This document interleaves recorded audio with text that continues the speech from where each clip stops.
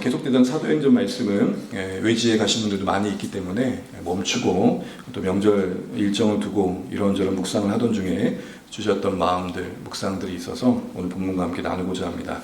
요셉의 시험으로 드러내신 하나님의 관심, 요셉의 시험으로 드러내신 하나님의 관심이라는 제목으로 본문의 말씀을 나누겠습니다. 지난 시간을 살아가다 보면 돌아보게 됩니다.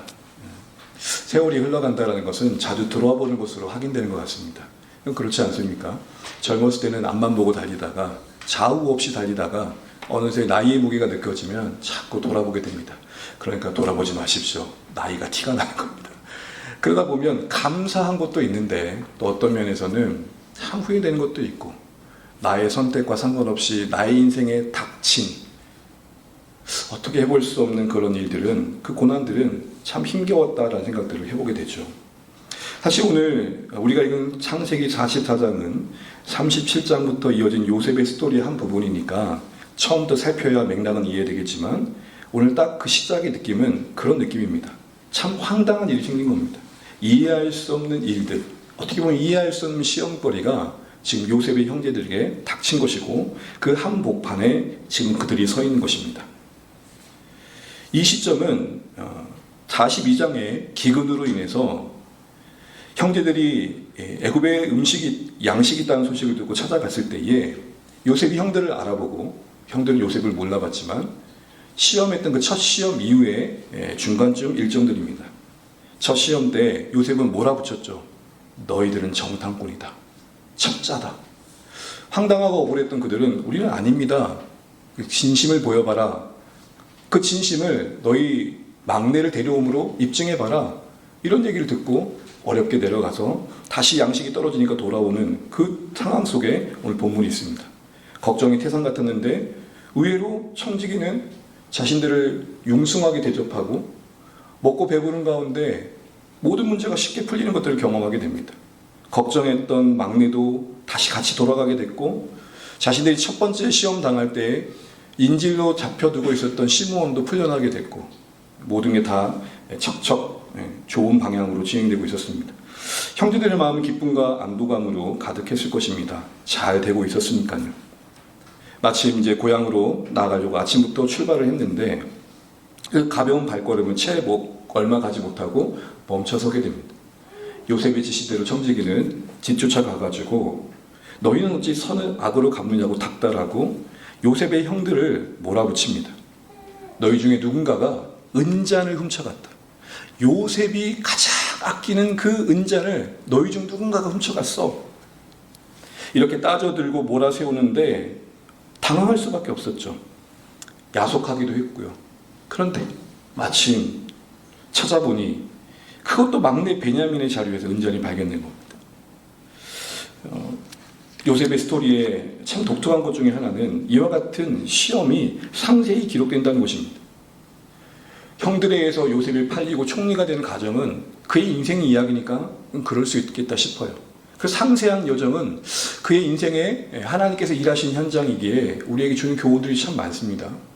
그런데 형제들이 요셉을 그렇게 기가 막히게 만난 그 시점을 왜 이렇게 더 길게 늘리는 걸까요? 요셉의 입장에서는 그렇게 보고 싶었던 형제들을 만난 그 눈앞에서의 일들을 왜 바로 알리지 않고 제가 요셉입니다. 형들 제가 요셉이에요. 라고 했을 텐데 왜 단순히 그렇게 오랜만에 만나 우여곡절 끝에 만나 화해했다라고 하지 않고 왜 길게 요셉은 형들을 골리기라도 하듯이 골탕 먹이라도 하듯이 시험거리를 던지고 있는 걸까요? 왜 성경은 요셉이 형제들을 시험하는 이 과정을 상세하게 하나하나 다루고 있는 것일까요? 첫 번째 시험에서는 42장이 나오는데 앞서 말씀드린 것처럼 형들이 기근 때문에 양식 구하러 갔다가 첩자로 몰리게 되죠. 그래서 볼모로 시므온을 잡혀놓고 데려왔을 때 야곱 아버지는 얼마나 성질이 났겠어요. 그리고 막내까지 데려간다고 하니 얼마나 힘들었어요. 그 이야기가 또 기록됐죠. 그리고 두 번째 시험에 어쩔 수 없이 양식이 떨어져서 다시 왔을 때에 그렇게 야곱의 부탁에 거듭된 부탁을 받고 왔을 때 얼마나 두려웠겠어요. 그런데 다 모든 일이 끝난 듯 하는데 돌아갈 때 이건 또 뭔 일이에요? 자기들이 훔치지도 않는데 은잔이 막내에게서 발견됐으니까 말입니다. 이런 상황들을 우리가 쭉 보면서 여러분 어떻게 생각 드세요? 요셉은 왜 이리 가혹하게 힘든 시험을 형제들에게 이야기하고 있는 것일까요? 감격적인 재회를 나누면 안 되었던 걸까요? 우리는 이러한 이야기를 쭉 보면서 단순히 형들을 대하는 이 요셉의 사적인 복수심이 아닐까 하는 생각도 해볼 수 있습니다. 그러나 여러분, 그렇지 않다는 게 성경의 이야기입니다. 요셉의 시험은 사사로운 감정의 표출이 아닙니다. 개인적인 복수를 넘어서 지금 뭔가 하나님의 또 다른 계획 속에 이 요셉이 순종해 가고 있다는 것을 우리는 볼 필요가 있겠다 싶은 것입니다. 그것은 다른 것이 아니라 긴 시간 동안 그 형제들, 요셉을 팔아먹었던 그 형제들은 어떻게 변화되었는가를 성경은 유심히 관찰하고 우리에게 기록하여서 보게 하고 있다는 겁니다. 이게 중요합니다. 단순히 오랜만에 만나서 화해했어가 아니라 그 화해의 당사자인 형제들이 얼마나 변화되었는지를 성경은 일부러 우리에게 보게 하고 있고, 그 보게 하신 그 감정 속에서 우리는 하나님의 뜻을 알도록 돕고 있습니다. 여러분, 요셉의 스토리는 한 개인의 성공 스토리가 아님을 우리가 알고 있습니다. 비록 한 인생의 이야기지만 그의 인생에는 구속사가 담겨 있고, 야곱의 자손인 이 12 아들들을 기반으로 세워질 이스라엘 역사의 시작을 담고 있습니다. 하나님께서 앞으로 이루실 이스라엘, 제사장 나라, 하나님 나라가 될 이스라엘이 어떤 나라여야 되는지를 그 기대감을 가지고 지금 이들의 역사를 써가고 계시다는 것이죠. 이스라엘의 기초가 되고 있고 구루토기가 되는 요셉과 그 형제들의 이야기는 그러기에 단순히 그들만의 가정사가 아니라 하나님의 구원의 이야기 속에서 보게 되면 장차 구원의 역사를 써갈 이스라엘, 또 구원의 역사를 함께 써갈 오늘 영적 이스라엘, 우리가 어디에 많은 관심을 둬야 될지를 보여주고 계시다는 겁니다. 요셉과 그 형제들의 그 갈등의 상처가 어떻게 회복된지를 통해서, 어떤 변화를 통해 빚어져 가는 것을 통해서 하나님은 우리에게 뭔가를 말씀하고 계시다는 겁니다. 특별히 여러분, 요셉과 이 형제들의 화해는 누가 봐도 우리가 드라마를 본다면 참 기다렸던 날들이잖아요. 그런데 하나님의 이 시간을 계속 치우실 때 진짜 화해, 진짜 참된 회복은 변화 속에 이루어진다는 것을 보여준다는 생각을 해보게 됩니다. 서로 간에 큰 변화가 없고 달라짐이 없는데 화해를 하잖아요. 그거는 봉합이에요. 연합이 아니고. 아유, 그거 뭐 쉽게 용서가 끝내지 왜 이렇게 지지 끌어. 그렇게만은 말할 수 없는, 서로가 서로를 안아주기 위해서 기다려줘야 될 그 무엇이 분명히 있어요. 가끔 지난 날들을 돌아보면 혁혁히 사여있는 제 마음의 한편에 이런 그림들이 남아있습니다. 저는 채 아직 준비도 되지 않았는데 위치상 그가 갑이어서 나는 준비되지 않은 마음을 가지고 용서를 받아줘야 되는 상황도 있어요. 안아주라고 하면 또 안아드려야 돼요. 괜찮습니다. 그거 안겨드려요. 나는 여전히 화가 나 있는데. 그럼 여러분, 그건 연합입니까? 봉합입니까? 오늘 형제들의 긴 상세한 이 여정 속에 그들의 변화의 모습을 하나님께서 관심 갖고 있는 이유가 뭘까 생각해 보십시오. 이스라엘은 이 기근을 잘 지나서 생명을 보존해가지고 아브라함에게 주셨던 약속처럼 하늘의 별과 같이 바다의 모래같이 거대한 민족을 이루는 데만 목적이 있지 않고 거룩한 민족을 이루는 데 관심이 있다는 측면에서 보게 되면 오늘 이스라엘의 기초가 될, 이스라엘의 상징이 될 이들 하나하나의 여정, 변화는 너무 중요한 거라는 거죠. 왜요? 하나님은 숫자적으로만 많아진 이스라엘을 꿈꾸시는 게 아니라 거룩한 이스라엘을 꿈꾸시고, 하나님의 관심은 거대함이 아니라 거룩함이시고, 그런 측면을 염두에 보고 형제들의 각오를 한번 돌아볼까요? 여러분, 그들은 어떤 사람들이었습니까? 여러분 너무 상식적으로 잘 알고 있는 이야기라 전제하고 이야기를 해보면, 막내 요셉이 아버지의 사랑을 독차지하고 있을 때 그를 얼마나 시기했습니까? 동생을 향한 시기심에 그들도 사로잡혀가지고 비정하게도 그를 죽이려고 했고 또 팔아 넘기기까지 했죠. 그것을 아버지에게 고스란히 알리지 않고 그가 입었던 채색옷에 피를 묻혀가지고 동물에게 잡혀주겠다고 거짓으로 그 상황을 덮어버리죠. 아버지의 상실감을 채 고민하지도 않습니다. 아랑곳하지도 않습니다. 태연히 거짓으로 모든 문제를 끝내고 맙니다. 이 사건은 시간 속에서 덮여갔습니다. 그런데요, 하나님은 그걸 그대로 두지 않으시더라고요. 이것은 야곱의 가정사의 상처입니다. 물론 야곱의 편애가 있었습니다. 동등하게 자녀들을 사랑했으면 좋을 텐데. 또한 요셉의 못남도 있었습니다. 겉구금을 꾸면 떠벌리지 말고 조심스럽게 예의 있게 말하면 될 텐데, 형님들 하면서 가가지고 형님들이 저한테 저란데요 얼레리 껄레리 이러고 있습니다. 안 그래도 미워 죽겠는데 말하는 꼼새가 어때요? 여러분, 사실을 말해서 기분이 나쁘세요? 아니면 말하는 말하는 그 투가 좀 기분이 나쁘세요? 저만 그런 거 아니죠? 요셉도 그 관계의 갈등에 씨앗을 만드는 거예요. 형들은 어땠어요? 잔혹했죠. 이 모든 것들은 야곱 가정사의 상처투성이를 보여주는 것입니다. 그리고 가장 핵심적인 사건이었던 요셉을 팔아넘긴 그 사건은 시간 속에 그렇게 묻힌 듯합니다. 그러나 그것은 해결되어야 할 상처였고 극복되고 회복되어야 할 상처였고, 그래야 이스라엘의 이 형제들의 역사는 이스라엘의 시작이 될 수 있었습니다. 그래서 하나님은 이 세월의 흐름 속에서 그걸 묻어두지 않고 그들을 직면하게 하시고, 그것이 바로 요셉이 말하는 시험의 무대 속에서 드러난 것입니다. 요셉이 앞서 처음 시험할 때 정탐꾼으로 몰아갔다고 할 때요, 42장 내용에 보면 이런 고백이 형제들한테 나옵니다. 아이고야, 우리가 요셉 그 아우 일로 말미암아 범죄했구나 라고 깨닫습니다. 그 권력자 앞에 위기를 겪고 자기들 괴로움을 당하니까 자신들이 요셉을 괴롭혔던 것들이 동시에 떠오르는 거예요. 그러면서 이렇게 생각하는 거예요. 요셉도 이렇게 힘들었겠구나.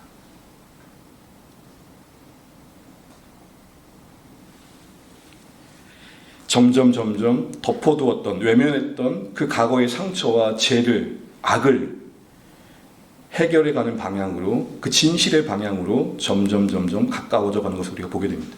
그리고 이제 두 번째 시험에서는 그것이 좀 더 본격적으로 명백하게 그들 안에서 확인되어지고, 그것이 그들 안에 어떤 것을 만들었는지를 보여주고 있습니다.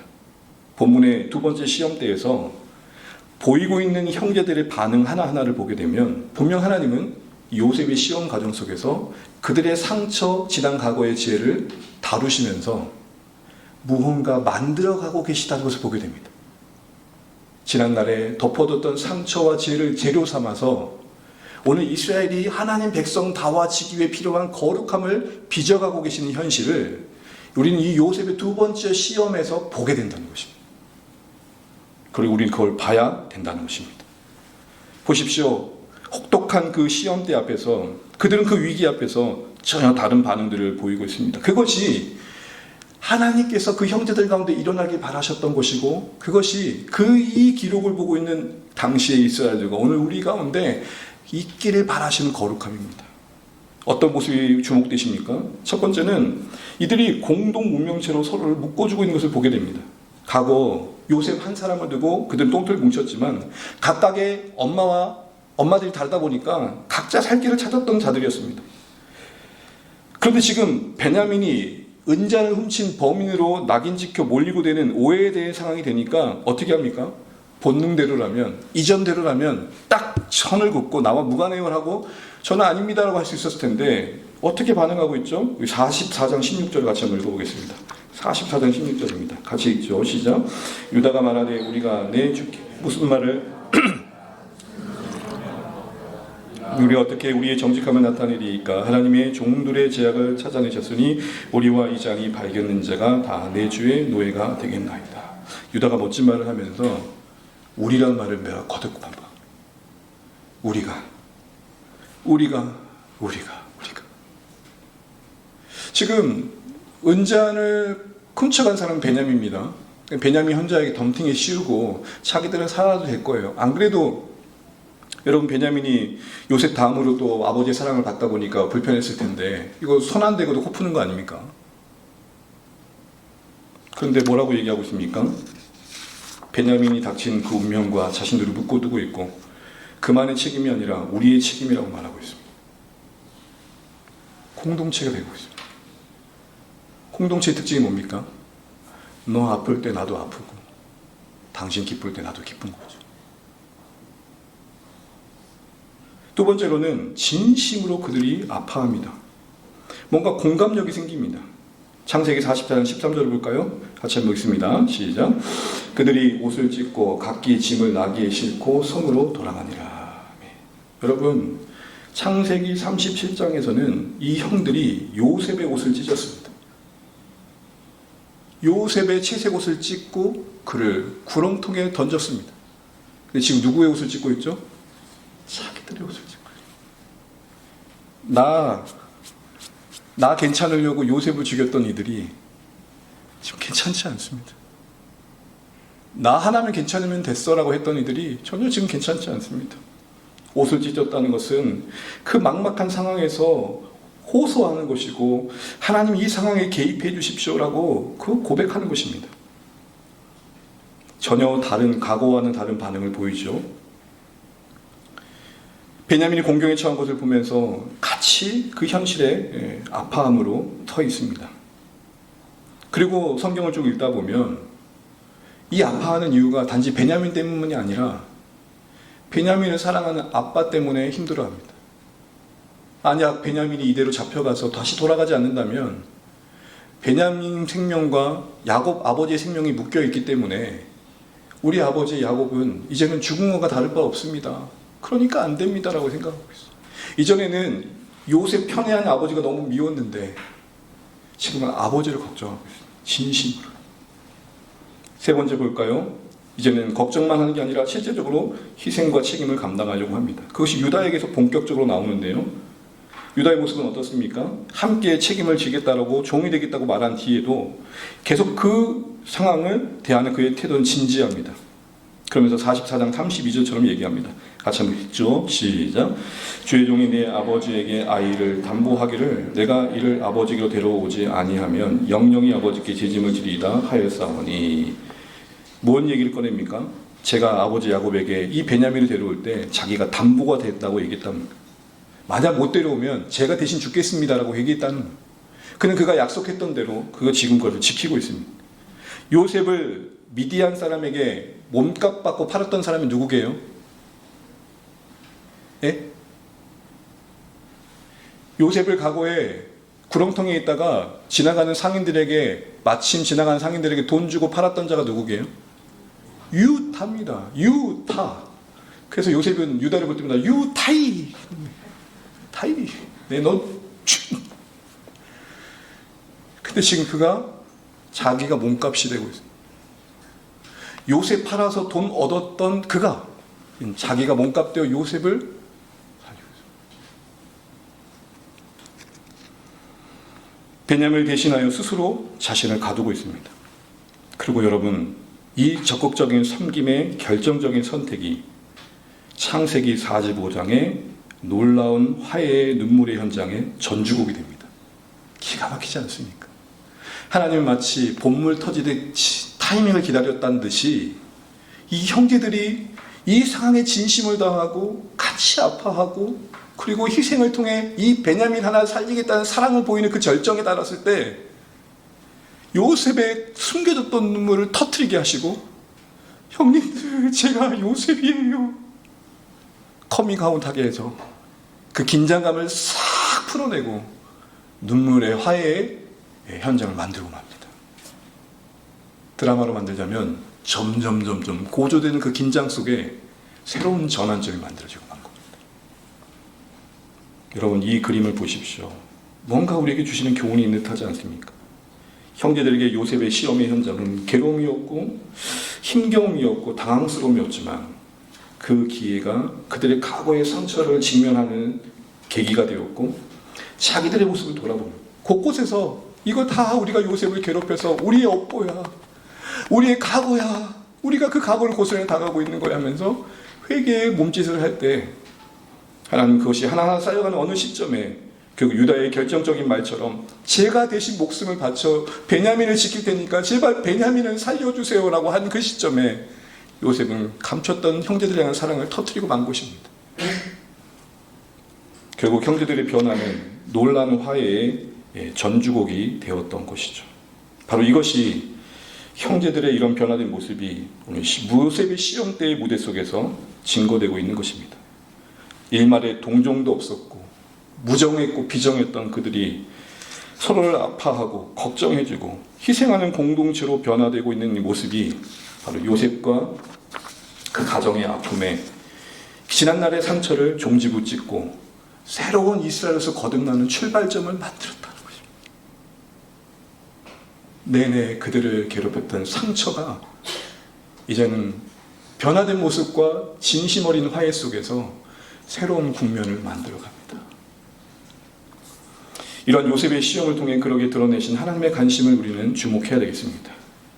그것은 다른 것이 아니라 이 가정을 통해 하나님의 이스라엘이 단순히 숫자적으로만 많은 민족이 아니라 거룩하기를 바라셨습니다.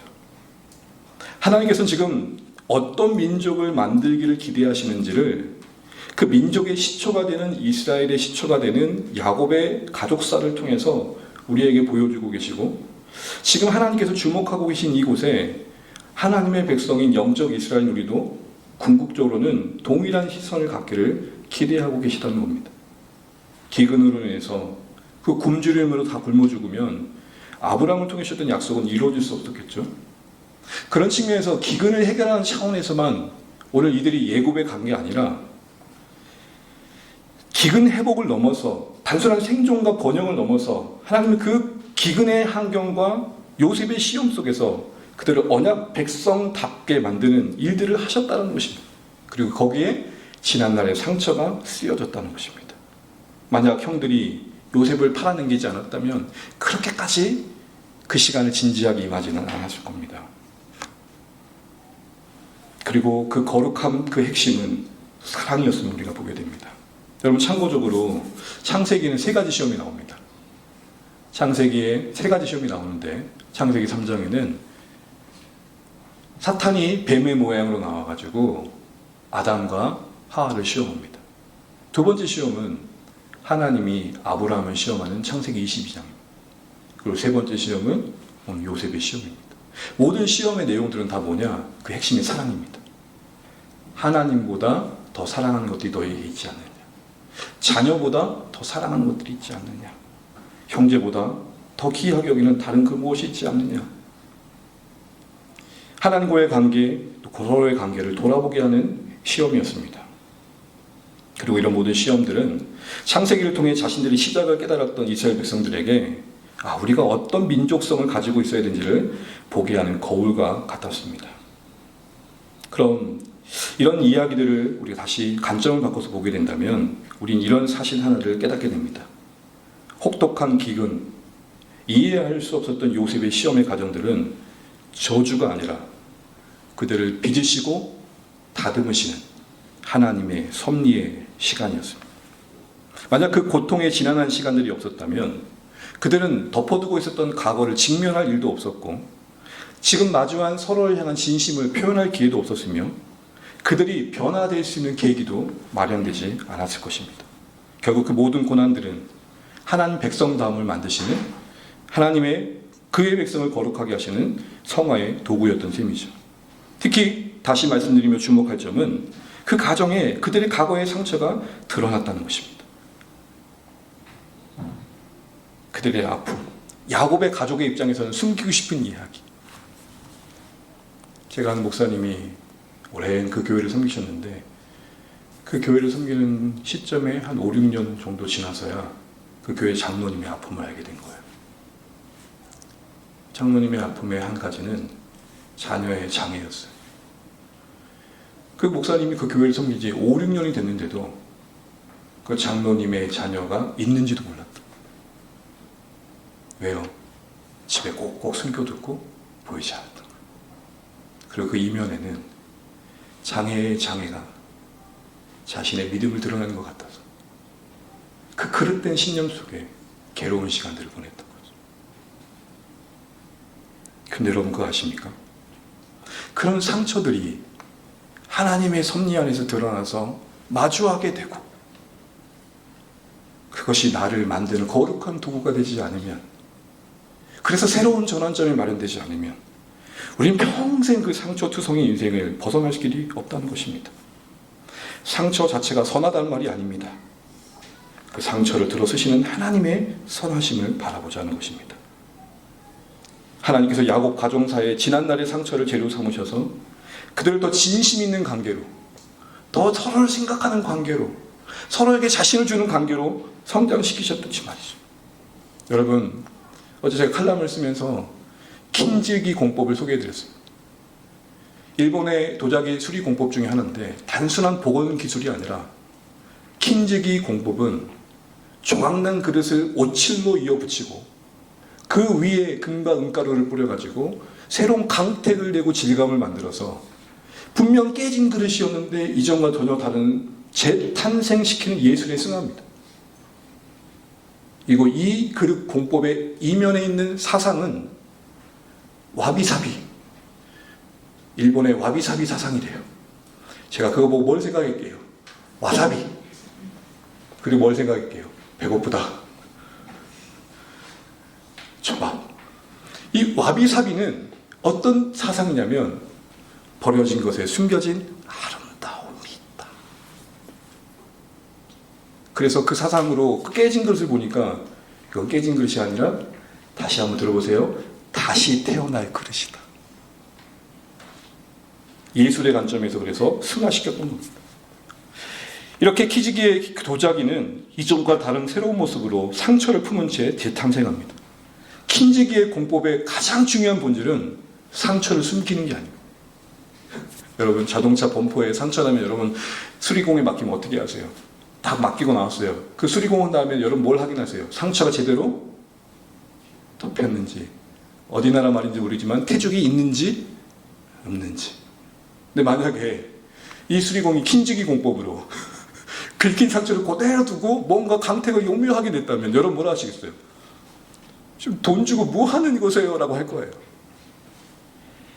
그 킨즈기의 동자기의 공법은 상처를 그대로 두고 그 상처가 새로운 의미를 갖도록 부여하는 것입니다. 더 빛나는 별이 되게 하고, 오히려 잘 들어보세요, 흉이 아니라, 상처가 흉이 아니라 아름다운 흔적이 되게 하십니다.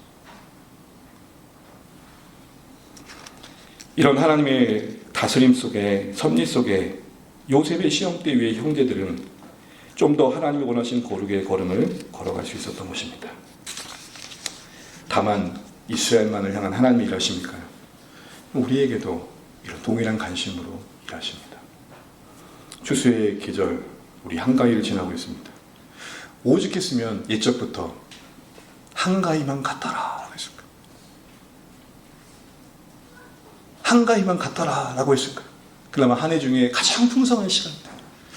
어쩌면 여러분, 한 해 시작을 하고 이제 얼마 남지 않은 시간에, 이 시간은 다시 우리를 돌아보면서 뭔가 감사를 생각하게 되는 중요한 환경이 됩니다.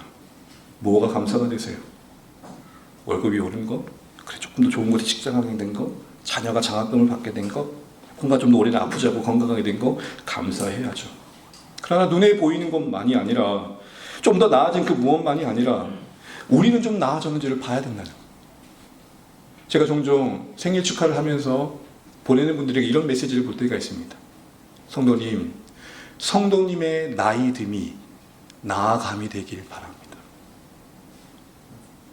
우리의 연륜이 하나님의 경륜에 잇닿기를 바랍니다.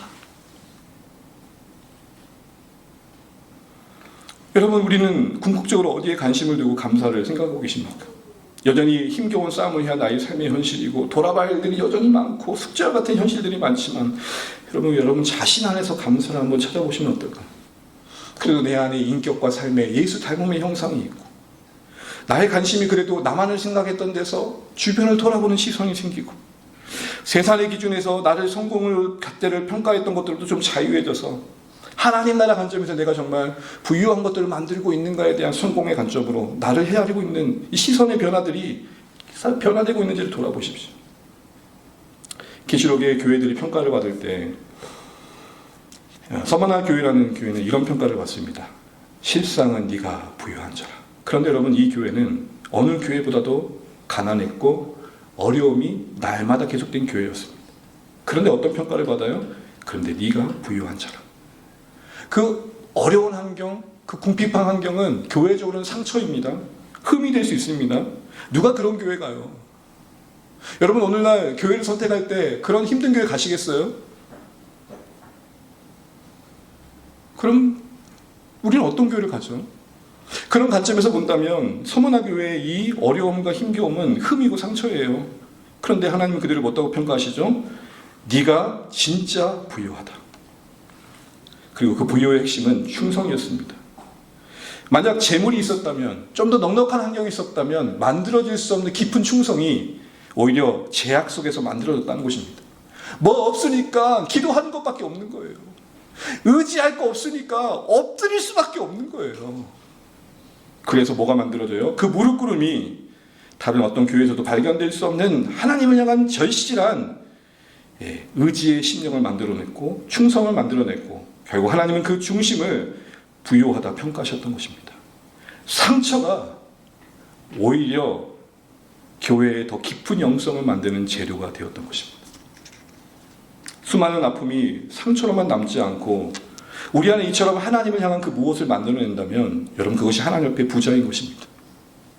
만약 여러분의 곤란스러운 상황들과 여러분 인생사에 꺼내기도 어려운 여러분만의 과거의 상처가 만약 지금 여러분의 오늘을 하나님 앞에 더 가까이 가게 하고 있다면 부자입니다. 여러 한계와 제약이 흉으로 남고 수없이 사람들의 시선만 응시해서 나의 이 가난함이, 나의 이 부족함이, 나의 이 결핍이 어떻게 평가되어질 것만 생각하다가 매일 주눅든 삶을 살아가고 있다면 가난한 것이지만, 그렇기 때문에 난 더 하나님을 찾을 수 있다라는 하나님을 향한 절대적인 신뢰가 자라가고 있다면 부자입니다. 이 세상 험하고 나 비록 약하나 늘 기도 있으면 큰 권능 없겠네. 약하지만 그래서 더 힘써 기도하는 가운데 권능 얻고 있다면, 그래서 그 믿음으로 소망으로 살고 있다면 부자입니다. 이제 말씀을 맺겠습니다. 사랑하는 주안의 가족 여러분, 오늘 요셉의 형제들의 이야기는 우리에게 분명한 교훈을 주고 있습니다. 그것은 다른 것이 아니라 우리를 거룩하게 빚어가시는 하나님의 손길을 신뢰하자는 것입니다. 주님의 백성의 시작이 되고 있는 이스라엘, 그 형제들의 이야기는 단순한 가정사가 아니라 하나님의 백성의 이야기고, 그들의 다루시는 하나님의 손길은 거룩한 백성을 만드시는 손길입니다. 그리고 그 가정에서 그들의 지난날의 상처와 흠이 사용되었다는 것도 기억해야 된다는 것입니다. 거룩하게 빚어가시는 하나님의 손길 안에서 그들의 지난날의 흉, 어디 꺼내기도 부끄러운 거. 여러분, 제가 만약에 가정입니다. 요셉의 이야기처럼 저희 하영이가 돈 벌겠다고 하은이를 팔아먹었대요. 그 어디다 얘기합니까? 어디다 얘기해요? 목회자인 자녀가 교회도 안 다니고 맨 나이트만 가고 세상의 빛이라고 했더니 나이트만 밝히고 있고, 그럼 그건 무슨 창피해서 어떻게 꺼내고 다녀요? 제가 아닌 척 하겠죠. 하준이 요즘 어디 있어요? 유학 갔습니다. 저기 남아프리카에 유학 가서 연락도 잘 안 됩니다. 감추겠죠. 근데 그거 아세요? 그걸 꺼내는 게 우리를 거룩하게 하시는 하나님의 방법입니다. 성도님들, 애쓴다고 애썼는데 자녀들에 대한 모습이 이렇습니다. 기도하고 있지만 여러분도 마음 모아 기도해 주십시오. 이게 낫죠. 우리 하나님은 인생이라는 그릇의 깨어짐을 놀랍게 복원하실 뿐만 아니라 이전보다도 아름답게 만드시는 킨즈기 장인의 그 영역에서 최고이십니다. 로마서 8장 28절에 그래서 우리에게 이렇게 약속하십니다. 같이 한번 읽겠습니다. 시작. 우리가 알거니와 하나님을 사랑하는 자고 그의 뜻대로 부르심을 입은 자들에게는 모든 것이 합력하여 선을 이루느니라. 아멘. 우리는 이 말씀을 많이 알지만 그 뒤에 구절을 잘 안 봅니다. 여기서의 선은 29절 이하를 보게 되면 아들의 형상을 닮는 것, 예수님을 닮는 것. 성경이 말하는 선은 뭐죠? 우리가 얼마나 하나님을 닮아가고 있냐는 것이고, 그 일에 온갖 것들이 하나님의 주권 아래 합력하여 마치 시줄과 날줄이 엮이듯 우리 인생을 빚어가고 있다고 하시는 겁니다. 지금 우리가 겪고 있는 고통이 있다면 그게 하나님의 은혜 아래서 우리를 빚으시는 거룩한 공방이 될 수 있다는 것을 잊지 않으시면 좋겠습니다. 대려 그 상처와 흠이 나를 부끄럽게 할 때가 있지만 하나님의 손길 아래에서 더 빛나는 흔적이 될 수 있고 성화의 열매가 될 수 있는 것입니다. 깊어가는 가을, 곳곳에 과일들이 익어가는 것들을 여러분 오고 가며 보실 겁니다. 되물어 보시면 좋겠습니다. 내 안에 연그러가는 하나님의 손품들이 있는가? 여전히 상처로 세상을 반응하고 있지 않은가? 누구에게든 어떤 상황이든 그래서 여유롭게 대하는 사랑이 내 안에 있는가? 명절 특별히 연휴 기간 긴 시간 함께 하시면서 이전보다 더 가족들과 가까운 시간들을 보내실 겁니다. 가깝기 때문에 우리는 말없이 주고받는 상처가 쌓여갑니다. 일본에 어느 작가는 가족을 이렇게 정의했습니다. 좋을 때는 너무 좋고 안 좋을 때는 몰래 버리고 싶은 사람들.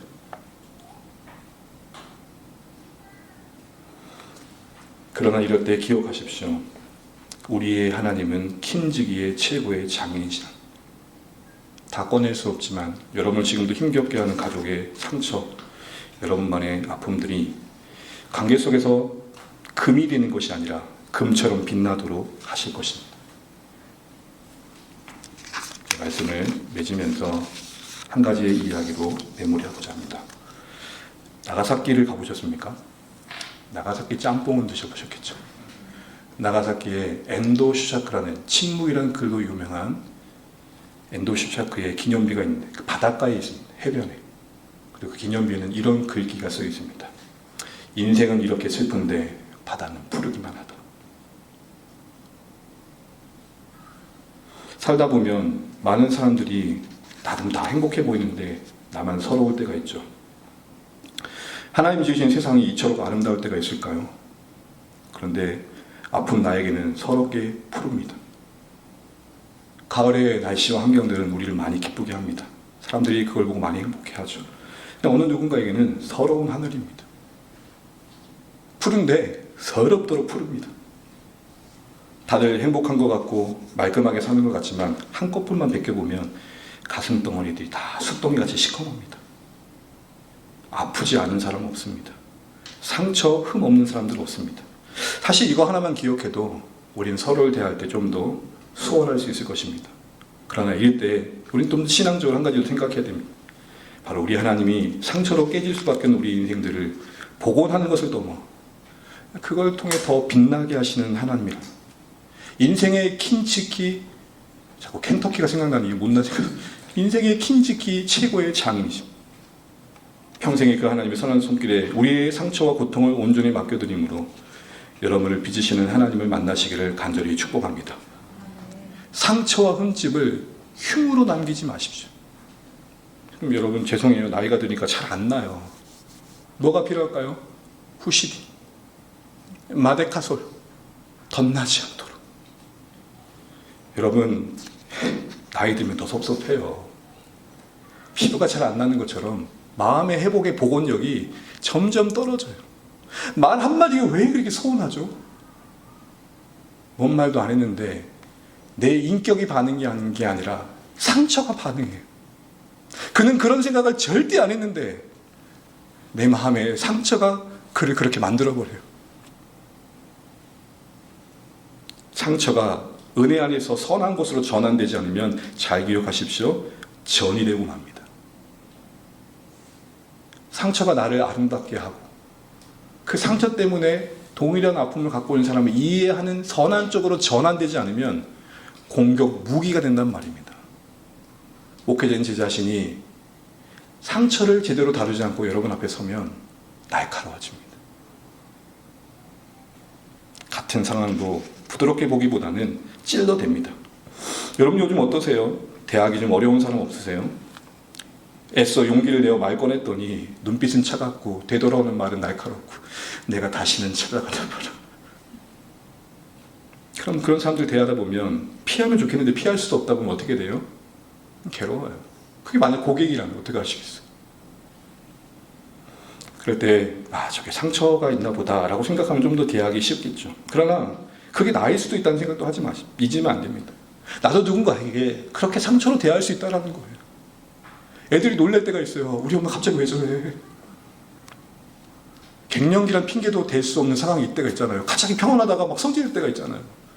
발작 버튼 여러분에게 있으시죠? 건들면 안 되는 게 있어요. 그렇죠? 저는 건들면 댕기면 안 되는 게 뭐가 있을까요? 배고파서 라면 먹고 있을 때 한 젓가락 주세요 하는 애들은 진짜 발작 버튼이에요, 저한테. 저는 어렸을 때 가난함의 기억이 있어요. 배고픔의 기억이.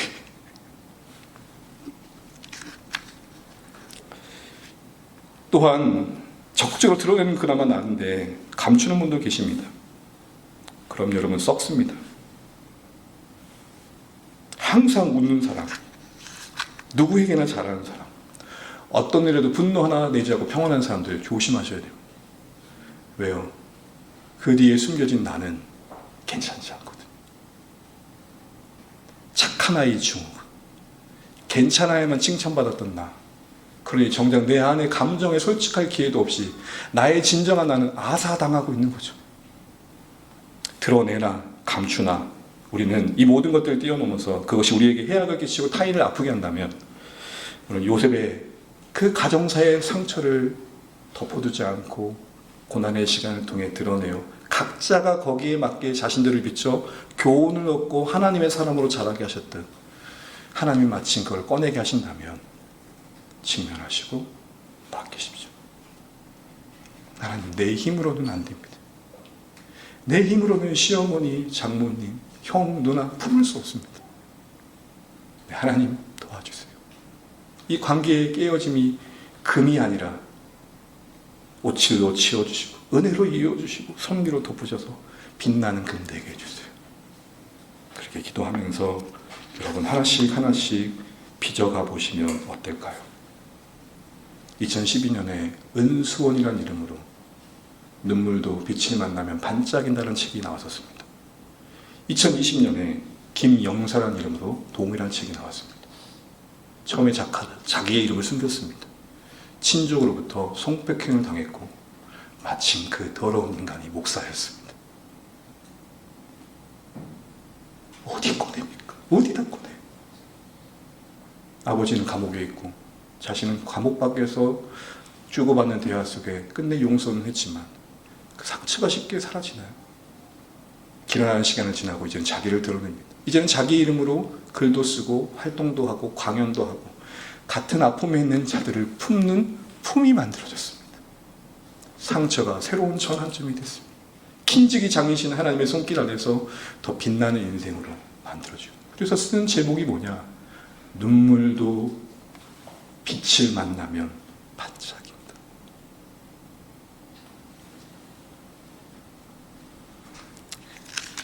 저는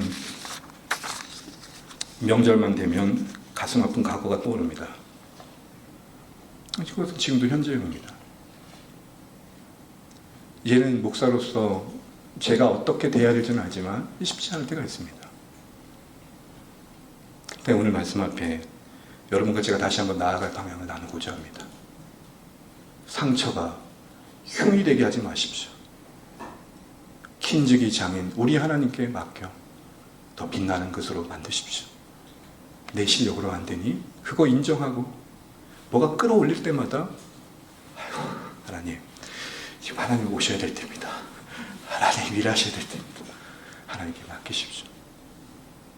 그렇게 하면서 어느새 우리의 인생의 시험 무대에 세운 여러 일들 속에서 우리를 바꾸시는 하나님을 만나시는, 여러분의 가정이 좀 더 복되게 되신 우리의 삶 되시기를 간절히 축복합니다.